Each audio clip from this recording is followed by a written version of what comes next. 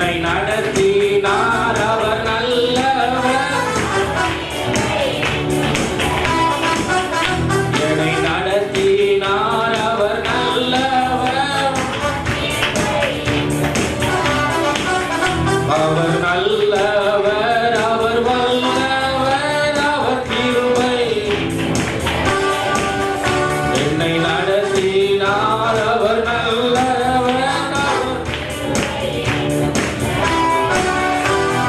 தூதிகளின் மத்தியில் வாசம் செய்யும் தூதர் கணங்கள் போற்றும் தேவன் அவரே.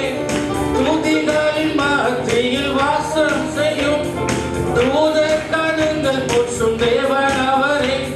வேண்டிடும் பக்தர்களின் குறைகள் கேட்கும். திக்கற்ற பிள்ளைகளை தேவன் அவரே. அவர் அந்த சங்கீதமா